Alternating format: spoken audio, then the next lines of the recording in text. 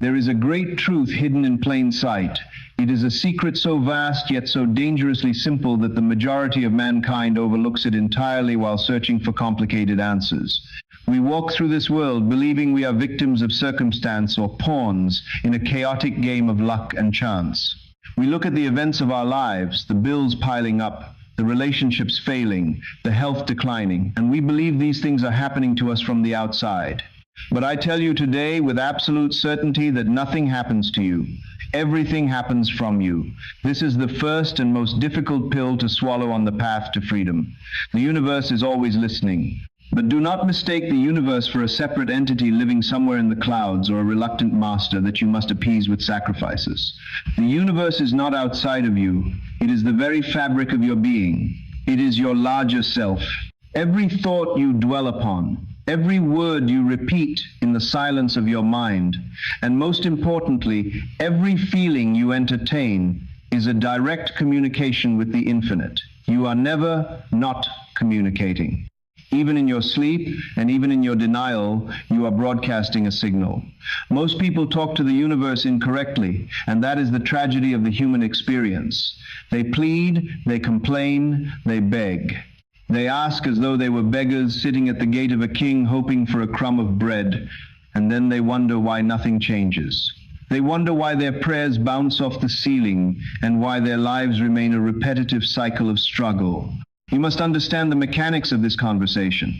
When you talk to the universe correctly, magic happens. But when you talk to it incorrectly, you create a prison of your own making. The fundamental error lies in the misunderstanding of what the universe actually is. The universe is a giant and impartial mirror.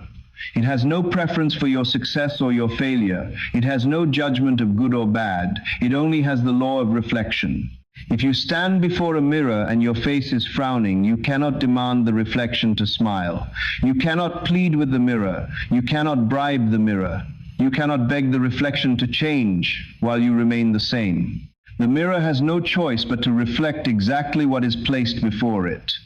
This is exactly how most people pray and set intentions. They look at their bank account and see zero. They feel the panic of poverty. And from that state of panic, they scream out to the universe for money. They say, "I need money," or "Please help me pay this debt." They believe they are asking for help. But the universe, being a faithful mirror, does not hear the words of your plea. It sees the image you are holding. It feels the vibration of your lack. By begging for money, you are confirming that you do not have it. You are affirming your state of poverty. And the universe must reflect that confirmation back to you as more circumstances of lack. This is why the rich get richer and the poor get poorer. It is not a cruel injustice of society alone, but a spiritual law of consciousness. To him who has, more will be given. To him who has not, even what he has will be taken away. This ancient saying is not about material possessions, but about your consciousness of having. Consider the person who wants love. They feel lonely and isolated. They go to sleep every night hugging a pillow and weeping in their solitude. In their mind, they are begging for a partner, but their vibration is screaming loneliness. Their inner conversation is one of rejection. They are telling the universe, "I am alone and I am unwanted." The universe listens perfectly. It says yes to your conviction. It reflects back to you more isolation and more opportunities to feel lonely. You see, the universe does not grant wishes. It mirrors convictions. It does not give you what you want. It gives you what you are. This is the distinction that separates the master from the masses. The master does not ask for what he wants. The master assumes he already is what he desires to be. We live in a world that teaches us to believe only in the evidence of our senses. We are taught that reality is hard and fixed. We are told that if the doctor says it is incurable, then it is incurable. We are told that if the economy is crashing, then we must be poor. We bow down to the idols of facts and statistics. But the awakened soul knows that the world of the senses is the world of effects, not causes. To try to change your life by changing the outer circumstances is like trying to comb the hair of your reflection in the mirror. It is futile and it is exhausting. You must go to the source. The source is your own wonderful human imagination. The source is your internal conversation. Every moment of every day you are conducting an inner dialogue. You are talking to yourself about your boss, your spouse, your money, and your health. You think these thoughts are private. You think they are hidden behind the walls of your skull. But there is no such thing as a private thought. Every inner movement of your mind is a public declaration to the creative forces of life. When you mentally argue with your boss while driving to work, you are writing the script for a future argument. When you mentally replay a past failure, you are revitalizing it and ordering a duplicate experience for your future. You are constantly commanding the universe to bring you more of what you are focusing on. Most people are unaware that they are the authors of their own misery because they do not see the connection between their inner speech and their outer world. The awakening begins when you realize that you are the operant power. You are not a cork bobbing helplessly on the ocean of life. You are the ocean. You are the dreamer and the dream combined. The universe is waiting for you to stop begging and start commanding. But a command in this spiritual language is not a shout. It is not an arrogant demand spoken to the sky. A true command is a quiet and unshakable assumption. It is a transformation of self. It is the audacity to assume you are already the person you wish to be before the world confirms it. The language of the universe is not English or French or any spoken tongue. It is the language of frequency and feeling. It is a language of being. When you change your state of being, the world must change to match you. It has no other option. It is the law. Just as gravity does not care if you are a good person or a bad person, it simply pulls you down. The law of assumption does not care if you deserve your desire or not. It simply externalizes what you are conscious of being.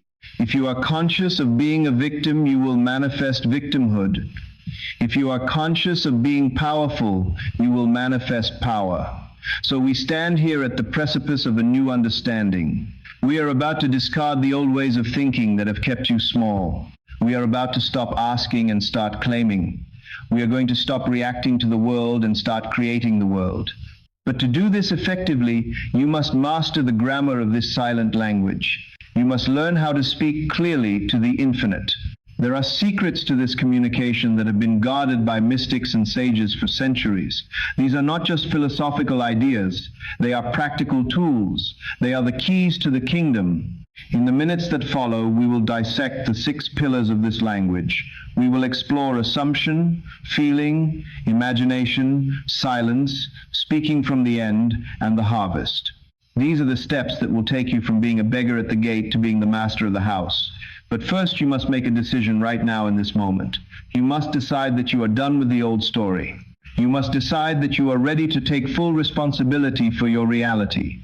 You must accept that no one is coming to save you because you are the one you have been waiting for. The power has been in your hands all along. You just forgot how to use it. Now let us remember together. Let us learn how to talk to the universe correctly so that the magic you seek becomes the natural standard of your daily life. We have established that the universe is a mirror and that you are the operant power behind it. Now we must discuss the tool you use to shape this reflection. That tool is the first secret, which we call assumption. This is the crown of the mysteries and the master key to the library of creation. Most people believe that an assumption is merely a guess or a hypothesis that has no basis in fact. In the language of the universe, however, assumption is something far more potent. To assume is to appropriate. To assume is to claim. To assume is to take a specific state of consciousness and wear it as your own identity until it becomes your natural skin. The great tragedy of human behavior is that we live our lives reacting to the visible world. We look at our bank accounts and we assume we are poor. We look at the medical report and we assume we are sick. We look at the silence of a lover and we assume we are rejected. We believe that facts dictate our assumptions. But the spiritual law states the exact opposite.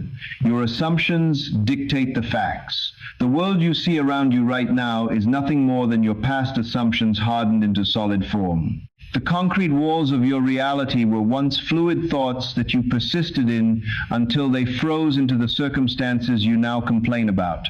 This is a radical thought, because it removes all blame from the outside world and places the responsibility squarely in your hands.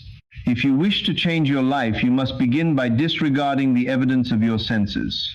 This is the most difficult task for the rational mind, but it is the essential requirement for the miraculous. Your senses are useful for navigating the physical world, but they are terrible masters when it comes to creating your destiny. Your senses will always tell you what is based on the past. They cannot tell you what can be. If you listen to your senses, they will tell you that you are broke, you are lonely, and you are tired. If you accept this report as final, you perpetuate it. You sign a contract with that reality, and the universe stamps it approved and sends you more of the same. To use the law of assumption, you must dare to deny the sensory report. You must withdraw your attention from the problem and place it entirely on the solution. You do not ignore the problem by pretending it does not exist in the physical world. You ignore it by refusing to let it define your internal state. You ask yourself a simple yet profound question. Who would I be if my desire were already a fact? How would I feel? How would I walk? How would I speak to my friends? You must construct this new personality in your imagination, and then you must step into it. You must assume the feeling of the wish fulfilled. Let us look at the mechanics of this deeply. When you say, "I want to be wealthy," you are confessing that you are not wealthy. The word want implies lack. The universe hears lack and gives you more wanting. But when you assume, you bypass the wanting phase entirely. You move directly to the having phase. You do not wait for the money to appear to feel secure. You assume the feeling of security first. You walk through your day with the inner confidence of a man who has millions in the bank. You look at the price tag, and instead of feeling fear, you feel indifference because you know you can afford it. It happens in your mind first. This inner shift in temperature is what the universe detects. This is not about faking it until you make it. Faking it implies deception. Faking it implies that you know it is a lie and you are just putting on a show for others. Assumption is an act of inner truth.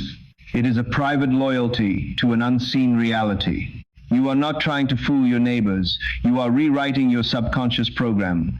When you persist in this assumption, the subconscious mind, which controls 95% of your life, begins to believe this new story. It does not know the difference between what is real and what is vividly imagined. Once the subconscious accepts your assumption as true, it moves heaven and earth to make it a fact in your 3D world. It influences your behavior. It inspires you to take the right actions. It causes you to meet the right people. It organizes coincidences that the logical mind cannot explain. Consider the metaphor of an actor. An actor who wishes to play a king does not just put on a crown. He studies the mindset of a king. He assumes the posture of authority. He adopts the tone of command. He thinks from the perspective of royalty. He does not ask the audience, "Am I a king?" He enters the stage as the king, and the audience has no choice but to treat him as one. You are the actor, and your life is the stage. If you are playing the role of the victim, it is because you have assumed that character.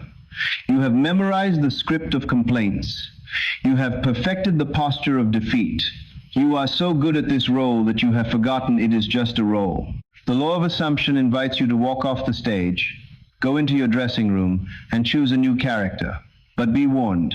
The moment you assume a new state, the old world will try to pull you back. Your senses will scream at you. Your bank account will look the same today as it did yesterday. Your friends may treat you like the old you. This is the test. This is where most people fail. They assume the new state for 10 minutes and then they look in the mirror and say, "It hasn't happened yet," and they crash back into their old assumption. You must understand that there is a time delay. Just as a seed does not become a tree instantly, there is an interval of time between your assumption and its hardening into fact. During this interval, you must remain faithful to your new assumption. You must live in the end. You must continue to wear the feeling of your wish fulfilled, even when the outer world denies it. This persistence is what separates the dreamers from the achievers. The achiever holds the assumption until the world catches up. He ignores the no of the world because he knows the yes of his imagination is more real. He understands that reality is fluid. He knows that his inner conviction is the mold, and the world is just hot wax pouring into that mold. If he holds the mold steady, the wax must take that shape.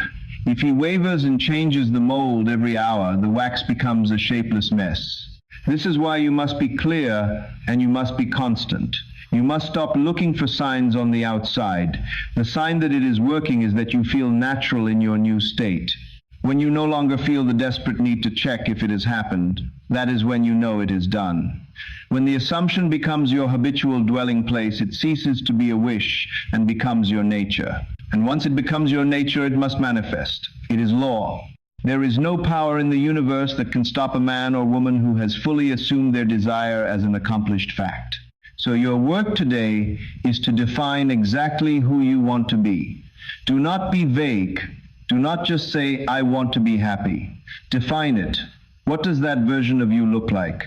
What does he do in the morning? What is her inner dialogue? Once you have the clear picture, assume it. Step into that body. Look through those eyes. Claim that name. Say to yourself, I am that.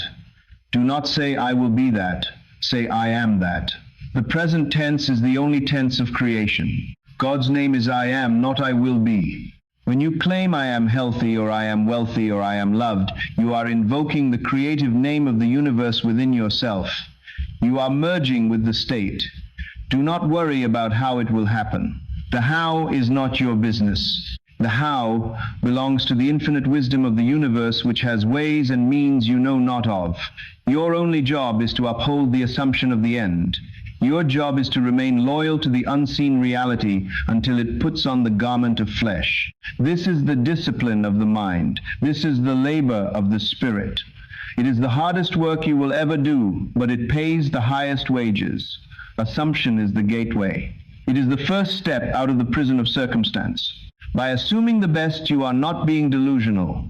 You are waking up. You are remembering that you were never the reflection in the mirror. You were always the one standing before it. Change the assumption and the reflection must change. But an assumption is not just a thought in the brain. It must be fueled by something deeper to truly come alive. It must be electrified. And that leads us to the second secret, which breathes life into your assumption and turns a mental image into a living reality.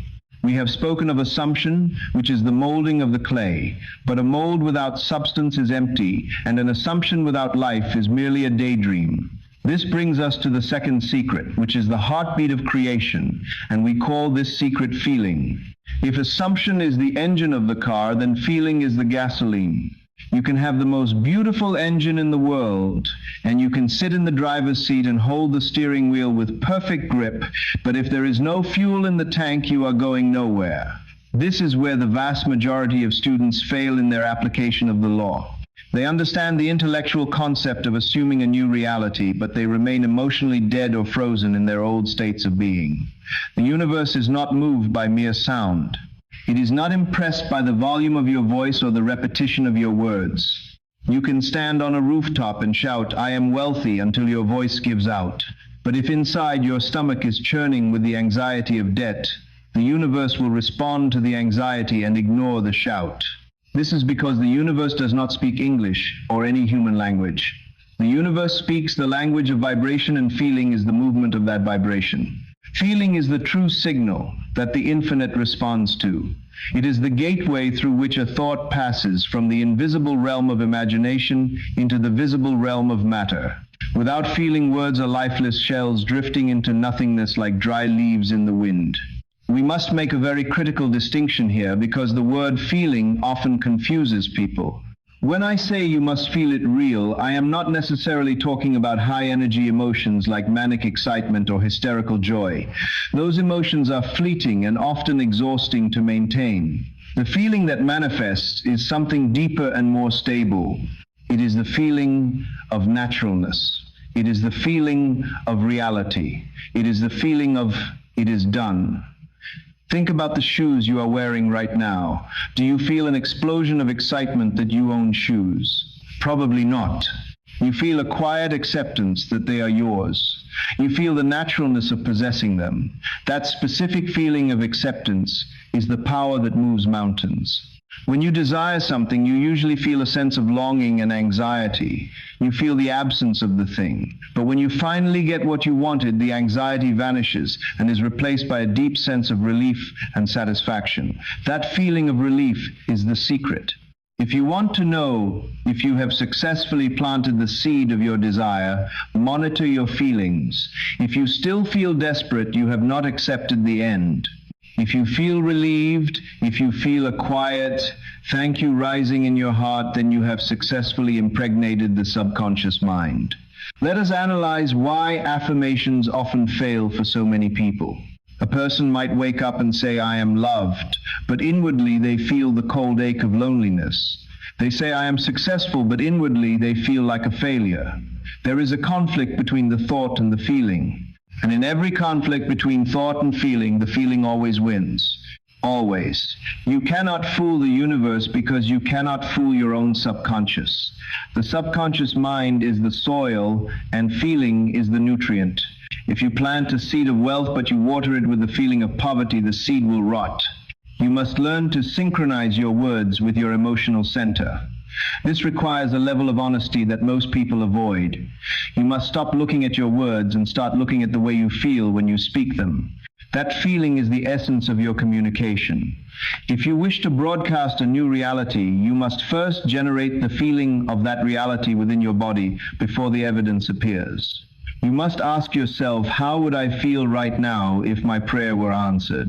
Would you feel light? Would you feel secure? Would you feel proud? You must capture that specific mood and wear it. This is the great secret of the mystics. They do not pray to change God. They pray to change their own feeling state. When you change your feeling, you change your vibration. When you change your vibration, you change the signal you are sending out. And the universe, which is a faithful servant, has no choice but to match that signal with corresponding events. If you are broadcasting the signal of I am a victim, the universe will perfectly orchestrate events to victimize you further. If you are broadcasting the signal of I am triumphant, the universe will move obstacles out of your way to ensure your triumph. It is mechanical and it is precise. But how do we generate this feeling when the reality around us is contradictory? How do we feel wealthy when the bills are overdue? This is the test of the master. You must learn to withdraw your attention from the sensory world and place it on your inner reality. You must close your eyes and construct a scene that implies fulfillment. And then this is the key, you must let yourself react to that inner scene emotionally. If you imagine a friend shaking your hand and congratulating you, you must let yourself feel the pride and the gratitude of that moment. You must let the emotion rise up in your chest. You must let it bring a smile to your face. The body does not know the difference between an event experiencing in the outer world and an event experienced vividly in the inner world. If you can make your body vibrate with the feeling of the wish fulfilled, you have tricked the matrix. You have hacked reality. Feeling is the bridge between imagination and reality. It is the glue that binds the spiritual to the physical. Without feeling, your imagination is just a daydream. With feeling, your imagination becomes a workshop of creation. This is why children manifest so quickly and effortlessly. They do not intellectualize their desires. They do not worry about the how. They simply imagine and they feel the joy of the game. They become the astronaut or the princess, and they feel it fully. As adults, we have learned to suppress our feelings. We have learned to be realistic, which is just another word for limited. We must return to the state of the child who dares to feel the reality of the unseen. You must also guard your feelings throughout the day. You cannot do your visualization for 10 minutes in the morning feeling great, and then spend the rest of the 16 hours feeling angry, resentful, and fearful. That is like building a house in the morning and burning it down in the afternoon. Your dominant feeling state is your dwelling place. You must strive to maintain a mood of confidence and gratitude. When a negative thought arises, do not fight it, but do not accept it. Replace it with the feeling of the end. Return to the feeling of relief. Say to yourself, it is okay because it is already done. The practical application of this secret is to catch the mood. Neville Goddard often spoke of catching the mood of the wish fulfilled. Just as you might catch a cold or catch a melody, you must catch the feeling of your success. It might be a subtle feeling at first. It might be a fleeting sense of peace. Hold on to it, nurse it, expand it.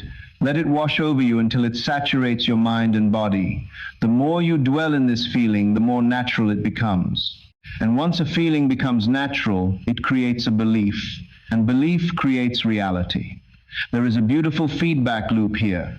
As you practice feeling the end, you will notice that your anxiety decreases. You will stop worrying about when it will happen because you have already experienced it inwardly. You will walk with a different posture. You will speak with a different tone. People will notice a change in you. They might say, "You seem different," or "You seem so calm." They are reacting to your change in vibration. You are no longer reacting to the world. The world is beginning to react to you. So your task regarding this second secret is to become a master of your emotions, not by suppressing them, but by directing them. Do not let your feelings be dictated by the news or the weather or the opinions of others. That is slavery. Be the master of your mood. Choose the feeling you wish to inhabit and refuse to be moved from it. If you want love, practice the feeling of being cherished. If you want health, practice the feeling of vitality. If you want abundance, practice the feeling of overflow. Do this faithfully, and you will see that feeling truly is the secret. It is the fire that cooks the meal. It is the wind that fills the sail. When you combine a clear assumption with a potent feeling, you create a force that nothing on earth can stop. You are no longer just hoping. You are creating. You are sending a clear, coherent, and powerful signal to the formless substance of life, and it must take form. But there is another tool you need to construct the specific scenes that generate these feelings. A tool that allows you to see what is not yet there. This leads us to the third secret, the workshop of the mind where all blueprints are drawn. Before we unlock the third secret, I want to pause for a moment. We are traversing deep waters today, and these truths are not for the faint of heart. They are for the brave souls ready to take command of their destiny. If you are feeling a shift within you right now, if these words are resonating with a truth you've always known but perhaps forgot, I invite you to join our community. Click the subscribe button below. By doing so, you are not just subscribing to a channel, you are affirming your commitment to this path of self-mastery. We explore these mysteries of Neville Goddard and the law of assumption every week. Do not walk this path alone. Join us and let us awaken the giant within you together. Now, let us enter the workshop of the mind. Let us discover the third secret. We have prepared the soil with assumption, and we have watered it with feeling. Now we must plant the seed itself. This brings us to the third secret, which is the workshop of God within you. We call it imagination. There is a widespread misconception in our modern world that imagination is something childish. We tell our children to stop daydreaming and pay attention to the real world. We treat imagination as a place of escape for those who cannot handle reality.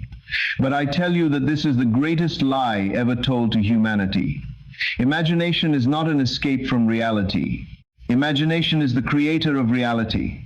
Look around you right now at the room you are sitting in. Look at the chair, the table, the phone, or the computer screen. Before any of these objects existed as solid matter, they existed as an image in the mind of a human being.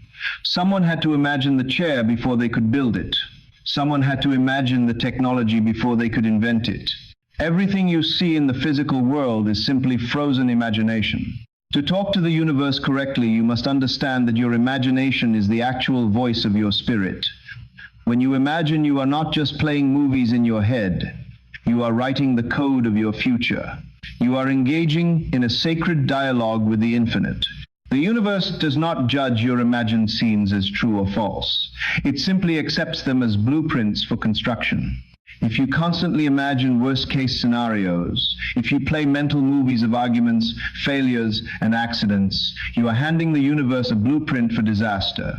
And the universe, being a faithful builder, will construct that disaster for you.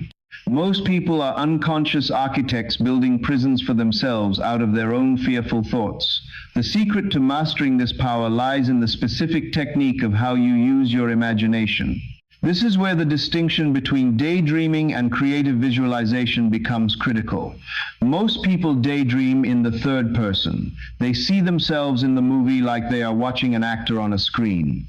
They see themselves driving the new car. They see themselves walking on the beach. This is a fatal error. When you see yourself in the picture, you are dissociating from the experience.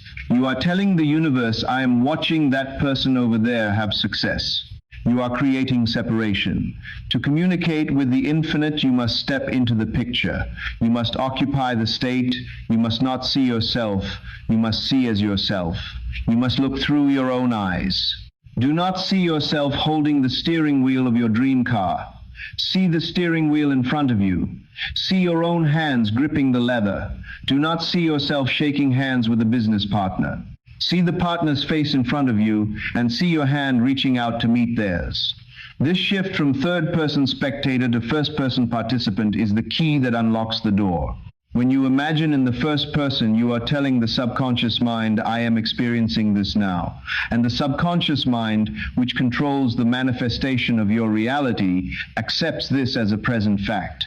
Furthermore, your imagination must be sensory. It is not enough to just see a vague image. You must bring the tones of reality into your mental act. What does it smell like? What does it feel like to the touch? If you are imagining a new home, in your mind's eye, reach out and touch the wall. Feel the texture of the paint. Is it rough or smooth? Is it cold or warm? Listen for the sounds of the neighborhood. Smell the coffee brewing in the kitchen. The more sensory detail you add, the more real the scene becomes. These sensory details are the anchors that hold the ship of your imagination in the harbor of fulfillment. They convince the deeper mind that this is not a fantasy, but a memory of an event that has already taken place. Neville Goddard taught us that we must go to the end. We do not imagine the process. We do not imagine how we will get the money or how we will meet the person. We imagine the end result. We imagine the scene that implies the wish is already fulfilled. For example, if you want a promotion, do not imagine working hard. Imagine your colleagues congratulating you on the promotion. Construct a short scene that implies it is done. Maybe it is a handshake. Maybe it is a voice on the telephone. Keep it short and keep it simple. Then replay this scene over and over again in your imagination until it takes on the feeling of reality. This practice requires discipline because the unruly mind loves to wander. You will try to focus on your scene and your mind will jump to your grocery list or your worries about tomorrow. You must be like a patient shepherd. Every time your sheep wander off, guide them gently back to the pasture. Bring your mind back to the scene. Replay it. Give it life. Do this until you feel a sense of satisfaction. Do this until the imaginary act feels just as real as the physical room you are sitting in. There is a moment in deep visualization where the outer world fades away and the inner world becomes the only reality. In that moment, you have successfully planted the seed. You have impregnated the universe with your desire. Do not underestimate the power of these inner conversations. We are constantly talking to ourselves, and these inner conversations are the breeding ground of our future. If you want to change your life, you must change your inner speech and your inner imagery. You cannot imagine failure and expect success. You cannot imagine sickness and expect health. It is a law as exact as chemistry. If you mix hydrogen and oxygen, you get water. If you mix imagination and feeling, you get reality. You are always creating. You are always imagining. The question is not whether you will use this power. The question is whether you will use it consciously to build a paradise or unconsciously to build a hell. There is a beautiful mystery here. When you enter your imagination and dwell in the state of the wish fulfilled, you are actually traveling in time. You are visiting the future and pulling it into the present. You are making the then into the here and the future into the now. The universe knows no time. It only knows the eternal, now. By experiencing your desire in your imagination right now, you are collapsing the timeline. You are aligning yourself with a version of reality that already exists in the vast quantum field of possibilities. Many will say this is delusion. They will say you are losing touch with reality. But history proves that every great man and woman who ever achieved anything impossible was considered delusional at first. The visionaries, the inventors, the leaders, they all saw something in their imagination that the rest of the world could not see. And because they remained faithful to that inner vision, the world eventually had to reshape itself to match it. You are a visionary of your own life. Do not let the skeptics or the realists dim your inner light. Their reality is limited by what they see. Your reality is limited only by what you can imagine. Your imagination is the workshop of God. It is the Holy of Holies where you meet the Creator. Treat it with reverence. Do not pollute it with images of violence, fear, or lack. Curate your mind like a museum. Only allow masterpieces to hang on the walls of your mental gallery. If a negative image tries to enter, prune it immediately. Use the pruning shears of revision. Rewrite the scene. If you have a bad interaction with someone today, rewrite it in your imagination tonight. Imagine that the conversation went well. Imagine they were kind. By doing this, you are altering the cause, and you will see the effect change in the future. This third secret is the bridge between the unmanifest and the manifest. It is the tool by which you carve your destiny out of the raw substance of the universe. But once the carving is done, once the seed is planted in the soil of imagination, there is a crucial step that must follow, a step that requires you to stop the doing and enter the being, a step that contradicts our obsession with busyness. This leads us to the fourth secret, a secret that is found only in the quietest corners of your soul. We have now planted the seed in the fertile soil of consciousness using assumption, feeling, and imagination. The work of creation is technically finished, but there is a period of time between the sowing of the seed and the reaping of the harvest. This is the most dangerous period for the uninitiated because it is here that the ego likes to intervene. To navigate this interval successfully, you must master the fourth secret, which is silence. In our modern world, we are addicted to noise. We equate noise with power and activity with progress. We believe that if we are not talking, posting, or explaining ourselves, then we are not existing. But in the metaphysics of the universe, silence is not emptiness. Silence is the container of power. It is the pressure chamber where the steam builds up to move the engine. If you open the valve too early, the steam escapes and the engine creates no movement. The ancient texts advise us that when we pray, we should enter our closet and shut the door. This instruction has nothing to do with a physical room filled with clothes. The closet is the sanctuary of your own mind. To shut the door is to close your senses to the noise of the outside world. It means you must stop looking for validation from others. One of the most common mistakes people make when they discover these laws is that they run out and tell everyone their plans. They say, I'm going to be a millionaire, or I'm going to be healed. They share their tender new dreams with cynical friends or doubting family members, and in doing so, they dissipate their power. You must understand that a desire which is spoken of too freely is often a desire that is not fully believed. When you truly know something is yours, you do not feel the need to broadcast it for approval. You simply possess it. When you speak your dreams to those who do not understand the law, you invite their doubt into your consciousness. They will ask you realistic questions. They will point out the obstacles. They will laugh at your ambition. And because your seed is still tender, their doubt can easily crush your faith. You must learn to keep your secret. There is a sacred power in secrecy. By keeping your dream contained within your own heart, you build a spiritual pressure. You nurture the energy that would otherwise be wasted on idle chatter. This energy is what fuels the manifestation. This silence also requires you to withdraw your attention from the contradictory evidence of your senses. Your senses will scream at you that nothing has changed. Your eyes will see the same old problems. Your ears will hear the same old complaints. The fourth secret demands that you learn to walk through the world without reacting to it. You become like a deep ocean. On the surface, there may be storms and waves crashing. The circumstances of your life may be chaotic. But deep down in the depths of the ocean, there is total silence and stillness. Nothing disturbs the deep. You must live from that depth. When a problem arises, you retreat into your inner sanctuary. You remind yourself of the truth you saw in your imagination. You remain silent in the face of the storm because you know the storm is just a passing shadow. This practice of silence creates a vacuum in the universe. Nature abhors a vacuum and rushes to fill it.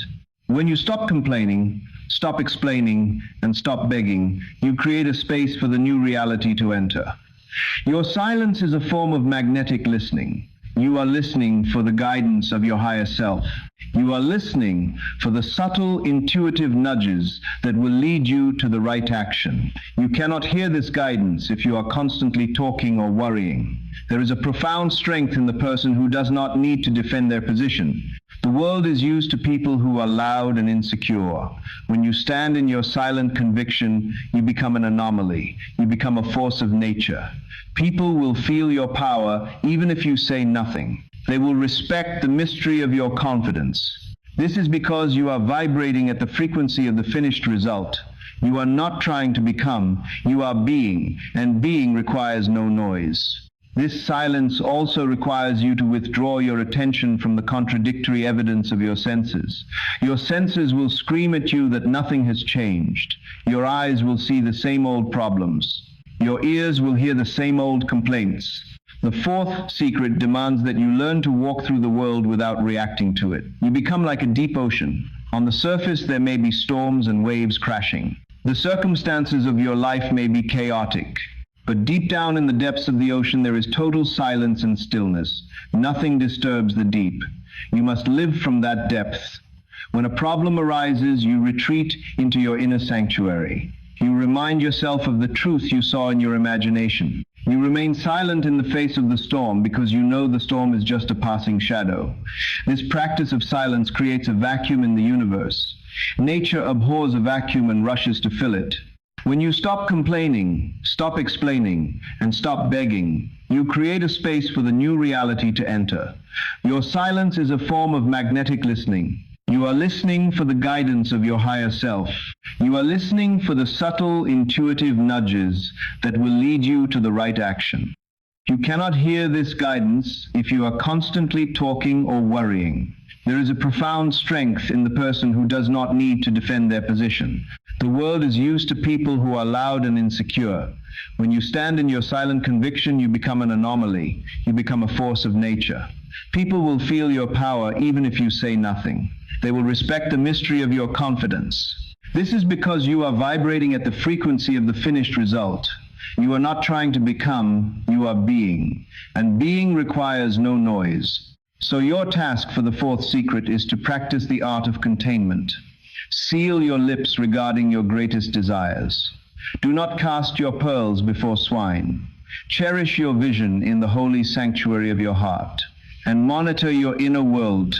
When the noise of doubt starts to rise, breathe into it and command silence. Return to the feeling of the end.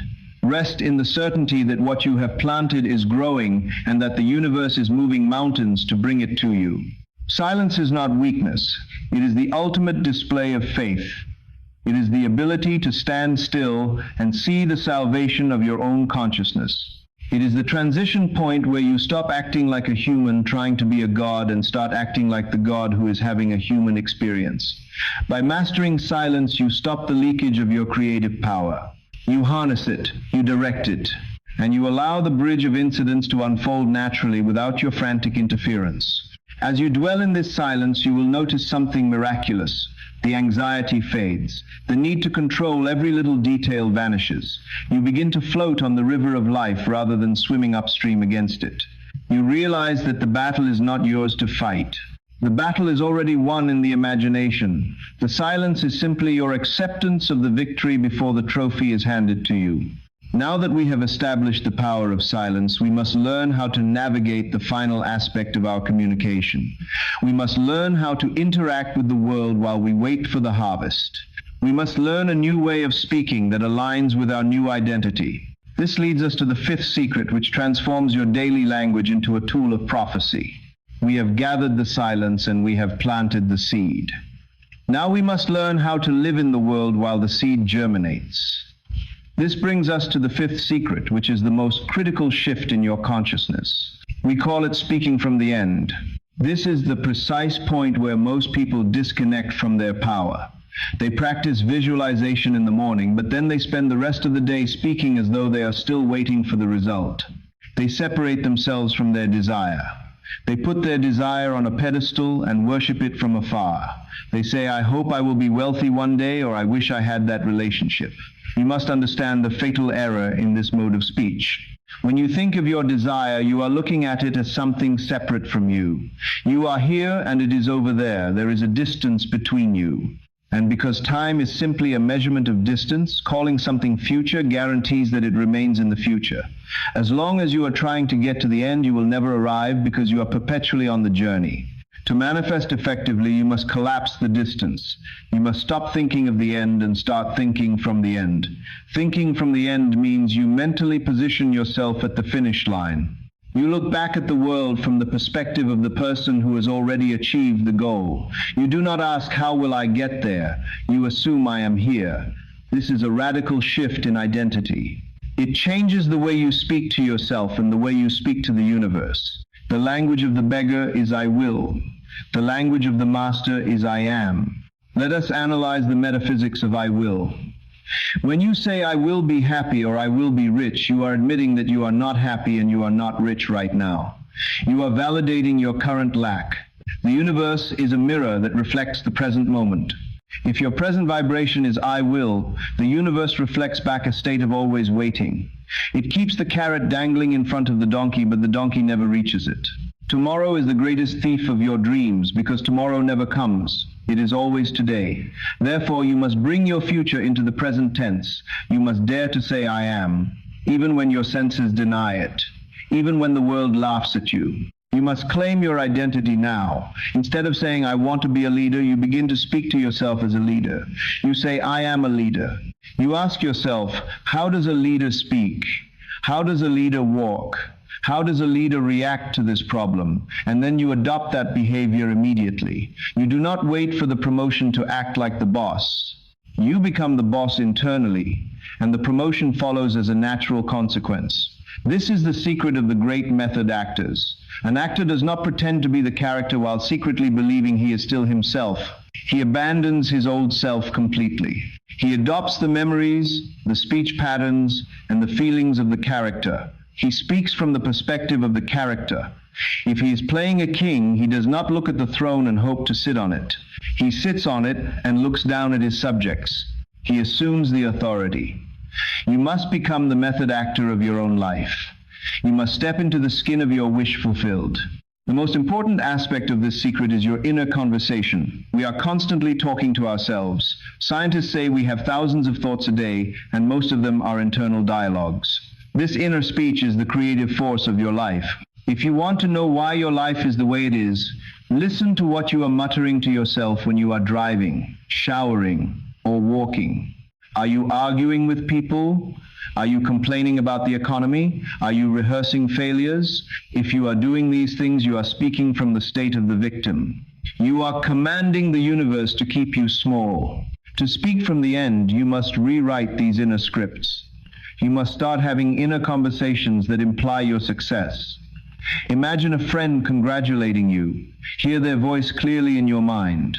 And then this is the key reply to them in your mind.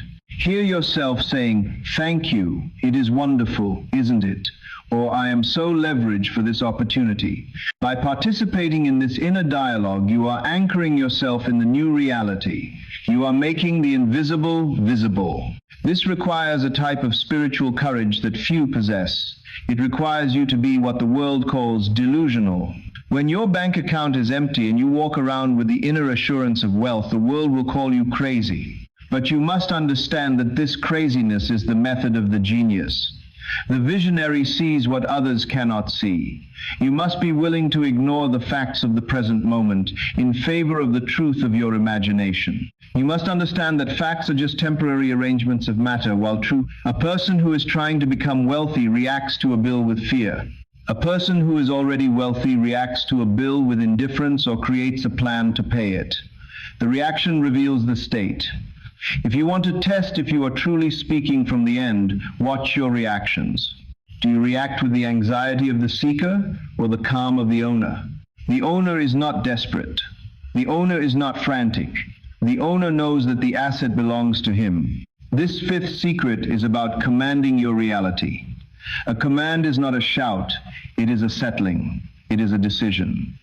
When you say, I am healthy, you are not asking for permission. You are stating a fact of your consciousness. And because consciousness is the only reality, the physical body must eventually align with that statement. It might not happen in a second, but the process begins the moment the statement is accepted as true. Do not be afraid of the time lag. When you speak from the end and the outer world does not change immediately, do not revert to the old language.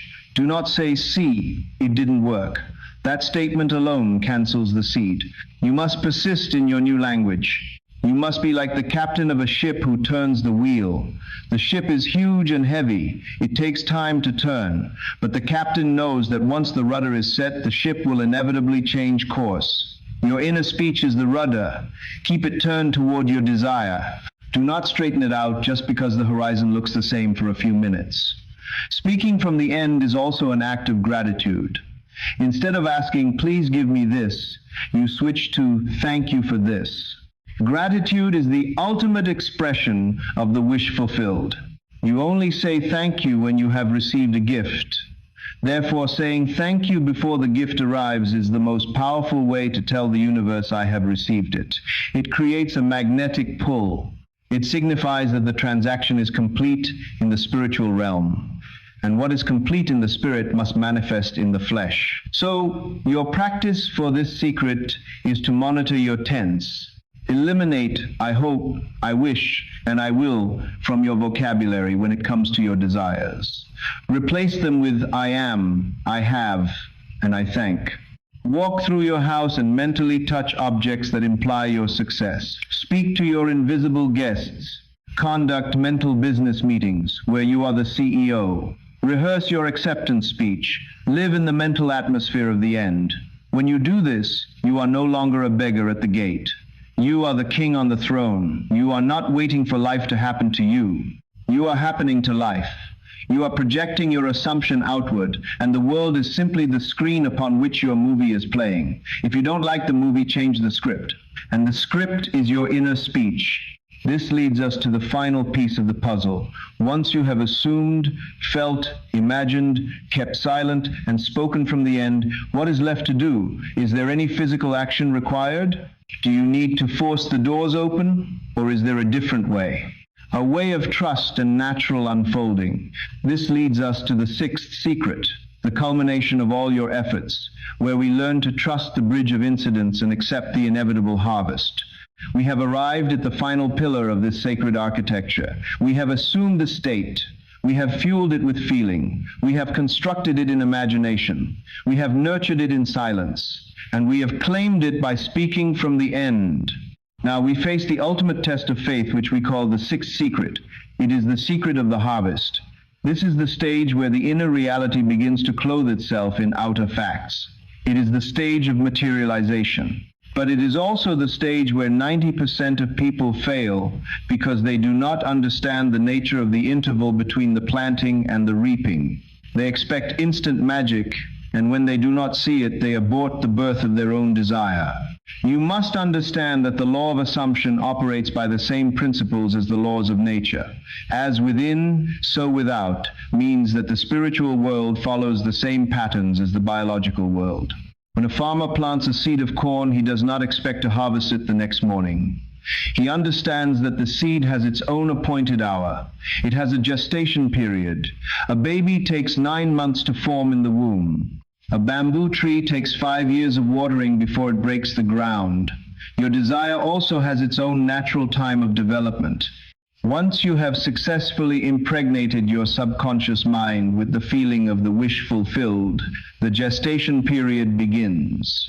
During this interval, you may not see any physical evidence that your desire is coming. In fact, you may see the exact opposite.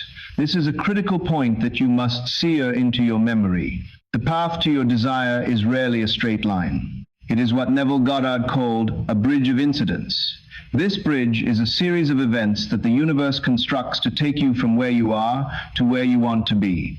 You walk across this bridge, often without knowing you are on it. And sometimes the bridge looks like a disaster. Let us say you have assumed the feeling of great wealth. You have done your imaginal acts faithfully. You feel the relief of financial freedom. And then 3 days later, you are fired from your job. The unawakened mind will scream in panic. It will say, "This is not working. I am getting poorer. The law is a lie." They react with fear, and by doing so, they step off the bridge. They do not realize that losing that small job was the necessary first step to force them into starting the business that would bring the great wealth they imagined. The universe had to clear the old furniture to make room for the new. You must learn to trust the bridge of incidents. You must stop judging the events of your day as good or bad. You do not know the full picture. You only see the thread you are holding, but the universe sees the entire tapestry. What looks like a setback is often a setup for a comeback.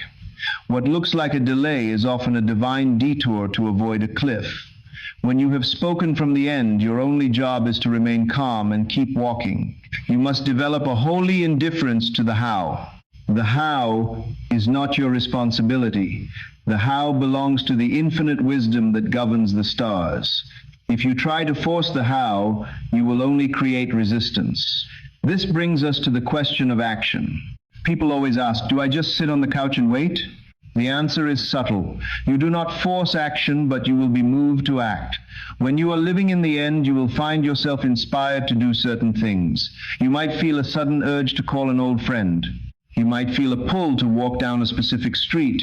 You might feel inspired to read a certain book. This is called inspired action. It does not feel like hard work. It feels like flow. It feels natural. It is the universe moving your physical body to be in the right place at the right time. Contrast this with forced action. Forced action comes from fear. It comes from the belief that if I don't do this, it won't happen. It feels heavy. It feels anxious. It is you trying to manipulate the outside world. The harvest comes to those who trust the flow of inspired action and reject the anxiety of forced action. You move when you are moved, you speak when you are urged, and you trust that even your mistakes are being woven into the plan. The harvest is also inevitable. It is not a reward for good behavior, it is a consequence of law. Galatians tells us, "Do not be deceived, God is not mocked. For whatever a man sows, that he will also reap." This is not a threat. It is a promise. It means the universe is a precision machine. It cannot give you strawberries if you planted lemons. It cannot give you poverty if you have truly planted and sustained the feeling of wealth. It has no choice. The universe must externalize your inner state. It is under compulsion to do so. Therefore, you can relax. You can stop checking the soil every 5 minutes. The anxiety of when will it come implies that you fear it might not come. You must replace that anxiety with the deep knowing of the harvest. Think of ordering a package online. Once you click order and receive the confirmation number, you do not pace around your house worrying if the warehouse exists. You know it is coming. You go about your life. You prepare a place for the item. You are in a state of expectancy but not anxiety. That is the exact state you must maintain for your manifestation. Do not dig up your seed with doubt. Every time you say, "It's not here yet," you are digging up the seed to look at it and you delay the harvest. Every time you complain to a friend that this stuff doesn't work, you are pouring poison on the soil. You must be a disciplined gardener. If a weed of doubt springs up, pull it out immediately. Do not analyze the weed. Do not argue with the weed. Just pull it out and refocus your attention on the flower you desire. The harvest requires you to persist. Persistence is not stubbornness. Persistence is loyalty. It is loyalty to the unseen reality. You must be loyal to your assumption even when the world denies it. You must be like the captain of a ship in a thick fog. He cannot see the port, but he knows his compass is true. He does not turn the ship around just because he cannot see the shore. He holds the course. Your feeling is your compass. If you hold the feeling of the end, you will arrive. It is impossible to fail unless you quit. And when the harvest comes, and it will come, it often happens so naturally that you might mistake it for coincidence. You might say, "Oh, that would have happened anyway." This is the camouflage of the universe. It weaves your desire into the natural fabric of reality so seamlessly that it doesn't look like a miracle. It looks like life. But you will know. You will look back at the bridge of incidents, and you will see the invisible hand that guided every step. You will see that the job loss, the chance meeting, the delayed flight, the wrong turn, they were all perfect stepping stones leading you to your goal. So in this final stage, your work is to rest. Not the rest of laziness, but the rest of confidence, the Sabbath of the mind. It is the deep inner peace that comes from knowing. It is finished. You have done the work in consciousness, and now you let the screen of space wait upon you to display the picture. Do not struggle, do not strive, do not beg. The seed is in the ground, the clouds are gathering, the rain will fall, and the crop will rise. You are the operant power, you are the sower, and you are the reaper. There is no one to stop you but yourself. There is no destiny that can block you. There is no fate that can hinder you. You are the architect of your world.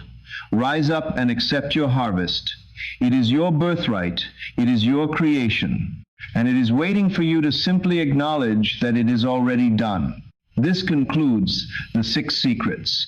You now hold the keys to the language of the universe. The only question remaining is not if it works, but if you will work it. The knowledge is useless without application. The power is latent until it is exercised. You stand at the door of a new life. The door is unlocked. Push it open and walk through. The greatest tragedy in life is not that we do not have the power, but that we forget we have it. We fall into the amnesia of the routine. We let the news, the economy, and the opinions of others dictate our internal weather. But today you are making a covenant with yourself. You are promising that you will no longer be a thermometer that simply reflects the temperature of the room. You will be the thermostat that sets the temperature. You will no longer accept the reflection in the mirror as the final truth. You will change the face you present to the mirror. This requires vigilance. It requires a daily dedication to your own mental garden. You must stand guard at the door of your mind and reject every thought that suggests you are less than divine. This is why we have built this channel. This is not just a collection of videos. This is a sanctuary for the awakened. It is a university of the soul where we remind each other of who we truly are. The world out there is designed to keep you asleep. It is designed to make you feel small, afraid, and dependent. But here in this community, we fan the flames of your greatness. We speak the language of the universe. We hold the vision of your success, even when you might be tempted to doubt it yourself. By joining this community, you are not just clicking a button. You are planting a flag in the soil of your future. You are surrounding yourself with a digital environment that reinforces your new identity. If you have felt a shift within you during this video, then do not let that feeling fade. Capture it. Anchor it. Click the subscribe button below, not as a favor to me, but as a commitment to yourself. Turn on the notifications so that you are constantly reminded of the truth amidst the noise of the lies. Share this video with a friend who is struggling in the darkness. Be the lighthouse for someone else. You do not know how much a single share can change a destiny.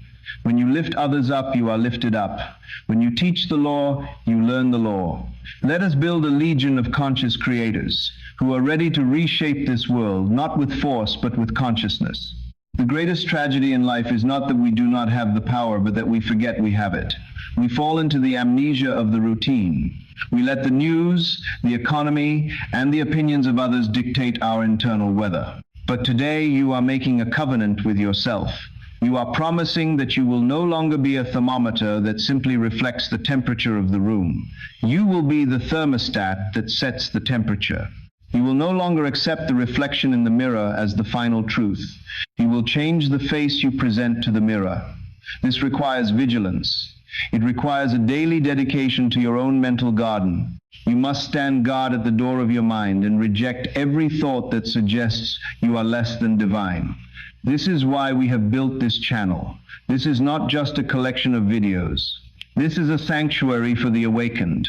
It is a university of the soul where we remind each other of who we truly are. The world out there is designed to keep you asleep. It is designed to make you feel small, afraid, and dependent. But here in this community, we fan the flames of your greatness. We speak the language of the universe. We hold the vision of your success, even when you might be tempted to doubt it yourself. By joining this community, you are not just clicking a button. You are planting a flag in the soil of your future. You are surrounding yourself with a digital environment that reinforces your new identity. If you have felt a shift within you during this video, then do not let that feeling fade. Capture it, anchor it. Click the subscribe button below, not as a favor to me, but as a commitment to yourself. Turn on the notifications so that you are constantly reminded of the truth amidst the noise of the lies. Share this video with a friend who is struggling in the darkness.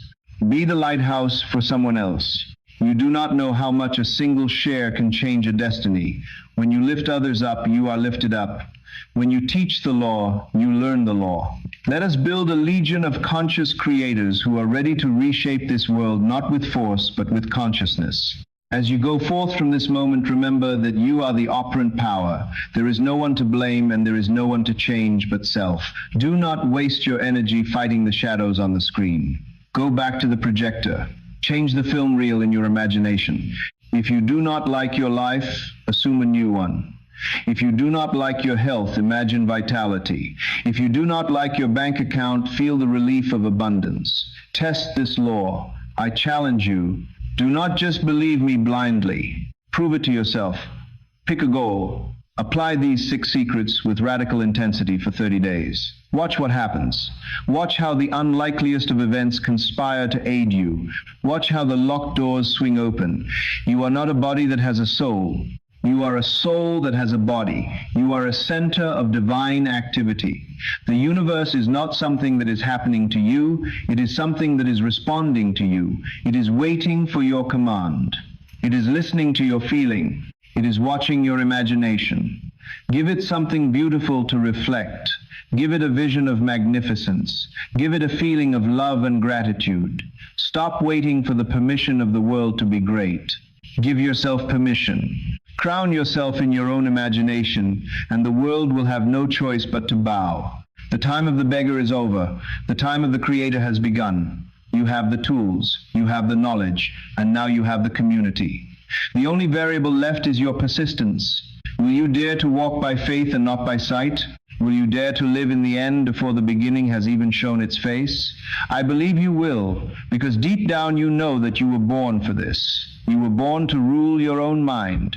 You were born to manifest the glory that was placed within you before the foundations of the world. So take a deep breath. Feel the power coursing through your veins. It is real. It is yours. The bridge of incidence is forming beneath your feet right now. Step out onto it with courage. Walk with the stride of a king or a queen. Speak with the tone of one who knows, and rest in the deep silence of the harvest that is already yours. Thank you for allowing me to be a part of your journey today. Thank you for your trust, and thank you for the miracle that you are about to become. I will see you in the next video, where we will go even deeper into the mystery. Until then, keep your assumption high, keep your feeling deep, and always, always live in the end. It is done.